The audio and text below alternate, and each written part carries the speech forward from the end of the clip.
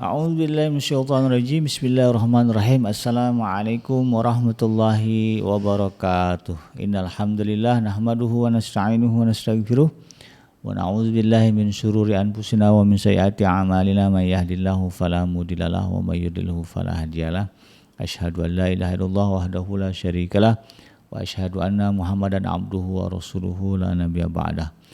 Allahumma shalli wa sallim ala hadza nabiyil karim wa ala alihi wa ashabihi wa man tabi'ahum bi ihsanin ila yaumiddin. Wa qala Allah ta'ala fi kitabihil karim ya ayyuhallazina amanu taqullaha haqqa tuqatih wa la tamutunna illa wa antum muslimun. Ya ghafur rabbana innana amanna faghfir lana dzunubana wa qina adzabannar. Amma ba'd.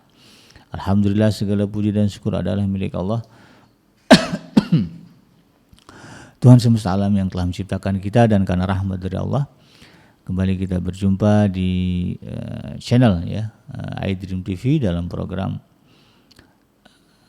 zikir, doa dan amalan, di mana insyaallah kita akan kembali menambah hazanah pemahaman kita, pengetahuan kita tentang berbagai zikir-zikir, doa-doa dan juga amalan-amalan yang disebutkan di dalam Al-Quran, yang dicontohkan oleh Rasulullah di dalam hadis-hadis dan sunnahnya, ataupun juga yang diajarkan oleh para ulama kita. Tidak lupa kita baca salawat dan salam. Allahumma salli ala Sayyidina Muhammad wa ala ali Sayyidina Muhammad. Assalamualaikum ayuhan Nabi wa rahmatullahi wabarakatuh. Semoga Allah terima salawat dan salam yang kita baca dan dilimpah curahkan kepada para nabi dan para rasul, wabil khusus Rasulullah Muhammad sallallahu alaihi wasallam, dan semoga kita termasuk ke dalam kelompok orang yang akan berbahagia ketika berjumpa dengan Allah nanti di yaumul mahsyar, dijauhkan dari siksa api neraka, dimasukkan ke dalam jannah, dan dipertemukan dengan Rasulullah sallallahu alaihi wasallam. Insyaallah, ya amin ya rabbal alamin. Sahabat iDream yang dirahmati Allah dimanapun Anda berada, di dalam kesempatan kali ini di program zikir, doa dan amalan, saya akan mengangkat satu doa yang diajarkan oleh Allah Subhanahu wa taala di dalam surah Al-Mumtahanah. Surah Al-Mumtahanah ini kalau di dalam mushaf Al-Quran ini adalah surah yang ke-60 urutannya, surah yang ke-60 Nah, di surah Al-Mumtahanah ini tepatnya di ayat yang kelima ada satu doa yang diajarkan Allah kepada kita kaum muslimin, di mana isi doa ini adalah kita meminta kepada Allah agar diselamatkan atau dijaga dari fitnah atau keburukan-keburukan dari orang yang kafir. Kita tahu sahabat iDream bahwa di dalam kehidupan kita itu ada orang-orang yang memang menunjukkan keingkarannya kepada Allah Subhanahu wa taala. Dan bahasa kita kan kafir. Nah, kafir ini ada dua sahabat iDream. Ada pembagiannya, ada kafir zimmi, ada kafir harbi. Kafir zimmi adalah kafir yang memang dia tidak ada niatan untuk memusuhi kaum muslimin, walaupun mereka berbeda akidah dengan kita. Tapi kalau kafir harbi ini sebaliknya, sudahlah dia kafir kepada Allah, mengingkari apa yang diyakini oleh kaum muslimin, dan kemudian mereka berusaha memusuhi dan memerangi atau menzalimi dan menjahati kaum muslimin. Ada yang begitu, udahlah dia kafir, kemudian dibenci dan memusuhi orang-orang yang beriman, orang-orang yang mukmin, orang-orang yang meyakini bahwa Tuhan ini hanya satu, yaitu Allah Subhanahu wa taala. Nah, menghadapi yang itu, menghadapi yang harbi ini, inilah doa yang diajarkan oleh Allah Subhanahu wa taala kepada kita. Karena pada prakteknya kebencian yang ada pada diri orang kafir kepada orang-orang Islam itu dalam banyak kasus kemudian menimbulkan atau berujung kepada tindakan-tindakan yang disebut sebagai fitnah. kekejaman. Nah, itu ya. Baik skalanya personal ya, artinya mungkin kasusnya tetangga gitu ya, atau kasusnya mungkin orang tua kepada anak. Kan ada ya anaknya yang anaknya Islam, orang tuanya kafir. Lalu kemudian orang tuanya bahkan ada yang sanggup ya mengancam untuk membunuh lah, ini ada yang begitu ya. Nah, kemudian kalau dalam skala global ya seperti yang terjadi di Palestina sekarang ya. Bagaimana orang-orang Yahudi itu ya melakukan genosida ya, pembantaian massal kepada orang-orang Islam. Bahkan dalam catatan sejarah banyak ya pembantaian dilakukan oleh orang-orang non-Muslim, ya orang-orang yang memusuhi Islam kepada kaum Muslimin. Ya, kita tidak bisa menutup mata dari fakta sejarah ya. Orang Islam sering sekali ya menjadi menjadi objek ya kebencian. Ya. Makanya ada istilah Islamofobia. Ya.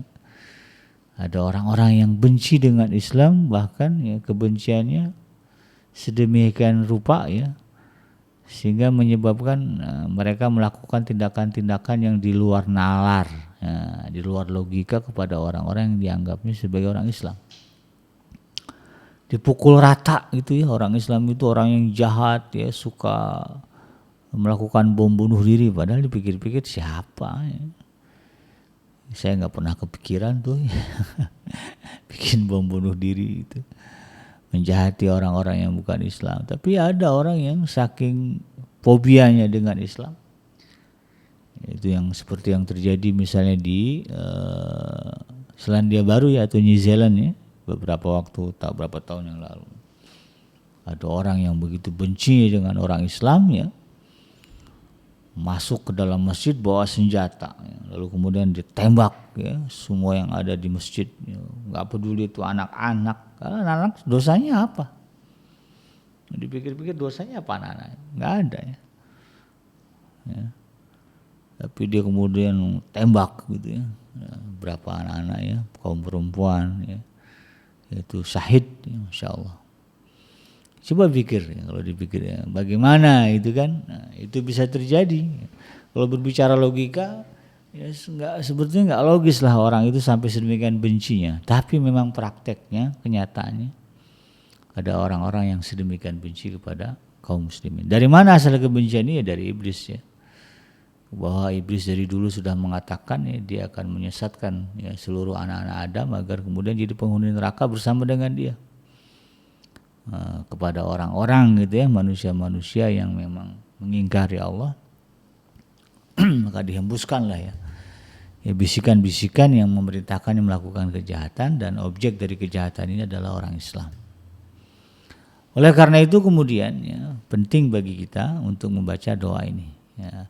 Kalau berbicara asbabun nuzul ayat ini ya, ayat ini sepaket dengan ayat sebelumnya surah Al-Mumtahanah yang keempat ya, di mana di ayat yang keempat ini bercerita bagaimana Nabi Allah Ibrahim ya berhadapan dengan kaumnya yang membangkang, ya menolak agama tauhid, menolak seruan Nabi Allah Ibrahim alaihissalam. Maka kemudian Nabi Allah Ibrahim alaihissalam meninggalkan mereka. Ya, udah didakwahin sedemikian rupa, tapi juga bersikeras ya, tetap berada dalam keingkaran ya. Maka kemudian Nabi Allah Ibrahim ya meninggalkan kaumnya, tapi sebelum meninggalkan kaumnya itu kemudian beliau berdoa kepada Allah dengan doa ini. Ya. Apa doanya? Rabbana la taj'alna fitnatan lilladzina kafaru waghfir lana rabbana innaka antal azizul hakim. Ya, Rabbana wahai Tuhan kami, la taj'alna dan janganlah engkau jadikan bagi kami, dan janganlah engkau jadikan kami fitnatan ya, sebagai sasaran fitnah lilladzina kafaru ya, atas orang-orang kafir. Jadi ya Tuhan kami, janganlah engkau jadikan kami sasaran fitnah bagi orang-orang kafir. Waghfir lana rabbana ya, Dan ampunilah kami wahai Tuhan kami, innaka antal azizul hakim, sesungguhnya Engkau Maha perkasa lagi Maha bijaksana. Jadi jadi sebelum Nabi Allah Ibrahim alaihissalam dulu berpisah dengan kaum yang membangkang, ya, yang tetap tidak mau menerima seruan Nabi Allah Ibrahim alaihissalam, padahal sudah nyata, ya, sudah diterangkan oleh Nabi Ibrahim, ini Tuhan saya adalah Tuhan yang tidak tenggelam, Tuhan yang tidak terbenam, ya, Tuhan yang tetap ada, ya, tanpa dibatasi oleh ruang dan waktu, ya, karena Nabi Ibrahim sebelumnya ini ya memuji bulan, bintang, matahari, tapi kemudian mengkondemnya, ya, karena bulan hilang, matahari terbenam, bintang juga tidak bercahaya di siang hari. Dan membimbing kaumnya untuk kemudian mengikuti agama tauhid, ya, bahwa yang berhak disembah adalah yang menciptakan matahari, bulan dan bintang. Tetapi kemudian, ya, dakwah beliau dibantah, ya, mereka tetap pada keyakinan agama nenek moyang mereka. Maka kemudian Nabi Allah Ibrahim alaihissalam, ya, berdoa kepada Allah dengan hati yang tunduk dan berserah diri kepadanya dalam doanya, ya, inilah doanya, ya. Ya, beliau berdoa kepada Allah agar dijauhkan, ya, dari fitnah, ya, kekejaman, ya, atau apa, ya, keburukan-keburukan orang-orang yang mengingkari, ya, dakwahnya. Dalam perkataan yang lain, ya, ayat ini juga bisa diartikan bahwa Nabi Allah Ibrahim memohon agar Allah tidak memenangkan orang kafir atas orang-orang yang beriman. Jadi hal itu kemudian memberikan kesempatan kepada orang kafir untuk memfitnah orang-orang beriman. Dan bisa juga kemenangan orang-orang beriman ini menimbulkan keyakinan kepada orang kafir bahwa mereka berada di jalan yang benar. Kemenangan orang-orang kafir atas orang beriman, gitu, ya, bahwa mereka bisa membantai, mengatur, ya, memperbudak katakanlah orang-orang yang beriman. Kemudian menimbulkan keyakinan kepada orang-orang kafir ini bahwa mereka berada di atas jalan yang benar, begitu, sedangkan orang-orang yang beriman berada di atas jalan yang salah, gitu, ya. Sehingga kemudian kekafiran mereka semakin bertambah-tambah, ya, gitu, ya. Jadi ada orang kafir yang ingin menunjukkan kepada orang-orang yang beriman bahwa mereka benar, nah, itu, ya. Lalu kemudian cara pembuktiannya itu dengan cara memerangi, menindas kaum muslimin.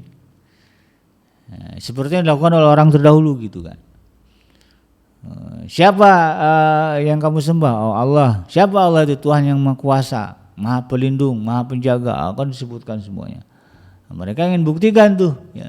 Ingin buktikan bahwa keyakinan orang Islam salah, lalu keyakinan mereka benar, maka ya, itulah.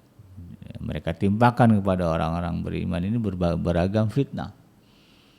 Tujuannya apa? Supaya orang beriman kemudian meninggalkan keyakinannya bahwa katanya Tuhan kamu pelindung, Maha Kuasa. Buktinya itu, lihat, kalau pada zaman Nabi Musa misalnya, Bani Israel kan diperbudak oleh orang Mesir. Orang Mesir menyembah Firaun, Bani Israel menyembah Allah, tapi dalam kehidupannya realitanya, ya, penyembah Firaun, gitu, ya, bisa memperbudak penyembah Tuhan. Nah, itu.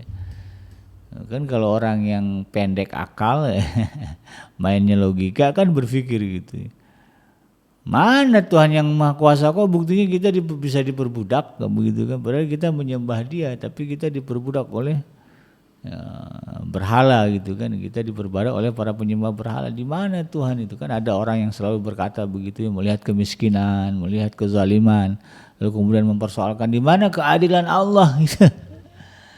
Ini juga bagian dari fitnah, ya, fitnah yang terjadi, ya, yang yang diberikan oleh orang kafir kepada orang-orang Islam. Ya, orang-orang kafir itu, ya, dengan segala kemegahannya, ya, berpoya-poya, berpesta pora, ya, bahkan kemudian menjerumuskan orang-orang Islam juga ke dalam maksiat, itu kan, gitu, ya. Merendahkan orang-orang beriman. Mana kalian katanya penyembah Tuhan yang Maha Kaya? Enggak kaya-kaya itu kami, itu kan, enggak nyembah Tuhan, gitu kan, atau bukan menyembah Tuhan yang kamu sembah, kaya, gitu, ya. Ya, harta kami bisa triliunan, ya, ternyata korupsi. Korupsi tembus 271 triliun. Ya. Ternyata korupsi kayaknya gitu ya. Bukan kaya karena dari bekerja juga itu. Ya bekerja lah, tapi bekerjanya kemudian menipu negara gitu. Nah yang kayak gini-gini nih, ya, itu dalam banyak kasus dalam situasi tertentu muncul. Nah itulah yang kemudian yang diminta oleh Nabi Allah Ibrahim alaihissalam agar kemudian tidak menimpa dirinya, yang menimpa orang-orang yang beriman yang bersama dengan beliau. Nah ini juga kita harus sadari bahwa memang pada prakteknya ada situasi seperti ini, gitu ya. Bahwa kita di instansi tempat kita bekerja, mungkin perusahaan swasta gitu ya, ternyata bos kita bukan muslim, ya, dia tahu kita Islam, pakai kerudung gitu kan. Wah. Lalu kemudian dia berusaha ya supaya kita yang perempuan buka kerudung tuh. Ya gimana caranya? Itu ada yang situasi begitu ya. Kalau yang nggak kuat iman ya udah dilepas kerudungnya. Nah, ya. Kalau yang imannya kuat mendingan udah saya berhenti aja gitu. Ada ya. Saya punya saudara bahkan ya, kerja di satu lingkungan, di situ banyak non muslimnya. Dia sendiri Islam gitu, lalu kemudian dia berjuang untuk menuju taat kepada Allah, salat duha itu apa. Itu rekan-rekan kerja yang non muslim itu sampai naruh kitab agama suci mereka di meja tempat di meja kerja saudara saya ini. Suruh baca gitu. Ngapain kamu jadi orang Islam? Nih baca kitab ini yang benar tuh ini gitu. Ya belum lagi tekanan-tekanan pekerjaan. Ya. Kalau giliran dia disalah-salahin, jadi kayak gitu tuh ya. Itu biasa terjadi dalam kehidupan kita, ya, situasinya. Ya. Ya, dalam lingkungan sekolah, lingkungan kuliah, itu. Kan ada ya orang-orang Islam yang kuliah di tempat non Muslim, ya. Atau di dalam lingkungan pertetanggaan ya, di masyarakat kita. Ya. Ya, jumlah umat Islam minoritas, mayoritasnya non Muslim. Nah, itu riskan sekali kemudian orang-orang Islam ini menjadi sasaran fitnah. Ya, sasaran kekejaman ya, kita tahu di Indonesia beberapa kali terjadi tragedi ya, yang ya boleh dibilang konflik antar umat beragama ya di Maluku ya, contohnya. Nah, ini kan juga bagian dari ayat itu tadi, adanya fitnah yang ditimpakan oleh orang-orang kafir kepada orang Islam. Kita berlindung kepada Allah agar kemudian kita, ya anak kita, cucu kita dijauhkan dari itu. Dulu di Spanyol kalau nggak salahnya, ketika daulah Islamiyah terakhir ya berkuasa di Spanyol, itu diancam ya oleh Ratu Spanyol, Ratu Isabella kalau nggak salahnya. Itu penguasa terakhir kaum muslimin ya sultan ya, khalifah terakhir kaum muslimin di daulah Bani Muawiyah ya, daulah Umayyah ya di Spanyol ini. Kemudian dia meninggalkan Spanyol karena ancaman itu, kalau kamu mau hidup ya tinggalkan Spanyol, tinggalkan wilayah kami. Kalau enggak ya kami bunuh. Akhirnya dia minta kepada Ratu Spanyol ini, saya lupa nama sultan terakhirnya, jangan engkau paksa orang Islam pindah agama. Awalnya disetujui, ya, tapi orang kafir begitulah ya, gampang sekali mengingkari janji dengan orang-orang yang beriman. Ya bersifat urusan sesuai, ya begini. Tapi ternyata kemudian Ratu Isabella ya kalau salah itu memaksa orang Islam untuk pindah agama, bahkan dengan ancaman ya. Kalau enggak ini ya diusir atau dibunuh gitu kan. Dan untuk membuktikan kekafiran mereka kepada agama Islam gitu kan, diperintahkan orang-orang Islam ini di rumahnya menggantung daging babi ya. Sebagai bukti mereka sudah pindah agama dan makan babi gitu. Dipaksa makan babi, kemudian disuruh menggantung ya paha daging babi itu di depan pintu mereka, rumah mereka. Orang Islam kan paling anti sama babi ya. Ya sama Ratu Isabella disuruh itu. Itulah bentuk fitnah ya, kekejaman yang pernah dilontarkan kepada kaum muslimin. Sehingga sekarang kemudian kalau kita lihat ya, Islam di Spanyol itu tinggal bangunan. Tinggal cerita dan legenda. Mudah-mudahan nanti bangkit lagi ya. Nah ini yang kemudian kita minta kepada Allah ya dalam berbagai situasi dan kondisi ya, apakah di lingkungan kerja, di masyarakat kita, pertemanan kadang-kadang ya. Jangan sampai teman-teman kita yang bukan Islam menjadi fitnah bagi kita ya. Sedih juga ya. Kalau kemudian kita harus bermusuhan dengan teman kita karena dia memberikan fitnah kepada kita ya, agar kita mungkin pindah agama lah, ikut dengan dia dan sebagainya. Ya, kita berharap ya kita rukun-rukun aja dengan orang-orang yang tidak beriman kepada Allah, orang yang kafir gitu kan. Maka doa ya ini dibaca. Ya, setiap sholat ya atau dalam situasi yang kita rasakan sudah mengarah ke sana ya, sudah mulai ada ujaran-ujaran kebencian ya di tetangga kita, sudah ada teror-teror ya misalnya oleh tetangga-tetangga kita yang non muslim misalnya kepada kita kalau yang tinggal di minoritas di kawasan yang minoritas ya. Maka berdoa kepada Allah dan lakukan juga usaha ya yang mengarah kira-kira kepada perdamaian ya. Klarifikasi lah kalau ada misalnya isu-isu yang berkembang ya di kalangan tetangga kita yang non muslim ya cerita begini begitu, kita datangi mereka. Baik-baik kita klarifikasi, oh begini-begini ceritanya. Nah, sehingga kemudian mereka menurunkan tensi gitu kan ya. Ini penting terutama bagi yang kadang-kadang yang tinggal di daerah non muslim seperti di Amerika kan, di Eropa banyak tuh warga negara Indonesia kita yang muslim ya tinggal di negara-negara asing ya yang mayoritas non muslim bekerja ya atau kuliah dan sebagainya ya. Nah, itu kadang-kadang mereka jadi sasaran kebencian dari Islamofobia itu kan. Nah ini doa ini penting untuk dibaca ya. Jadi ketika sampai aja misalnya ke Amerika kemana gitu kan, mulai bekerja dan sebagainya, berdoa kepada Allah. Kita tahu bahwa lingkungan kita ini orang-orang yang non muslim banyak gitu kan. Kita sendiri atau kita keluarga kita dong yang Islam ya, sederet semua tetangga non muslim. Nah, kita khawatir ya, mereka kemudian menimpakan fitnah kepada kita. Baca doa ini. Rabbana la taj'alna fitnatan lil ladzina kafaru waghfir lana rabbana innaka antal azizul hakim. Nah, baca. Insyaallah ya akan Allah jaga dari fitnah orang-orang kafir. Nah, ini yang para diplomat ya muslim ya bawa keluarga ya ke negara non muslim sering-sering baca doa ini ya. At least ya kita minta keimanan, tauhid, akidah ya anak-anak kita, keluarga kita tetap dijaga oleh Allah. Demikian sahabat iDream ya, mudah-mudahan bermanfaat, yang benar datangnya dari Allah dan yang salah semata-mata lahir dari kealfaan dan kehilapan saya pribadi. Saya berikan imam berindur subhanakallahumma rabbana wa bihamdika asyhadu an la ilaha illa anta astaghfiruka wa atubu ilaik walhamdulillahirabbil alamin. Wassalamualaikum warahmatullahi wabarakatuh.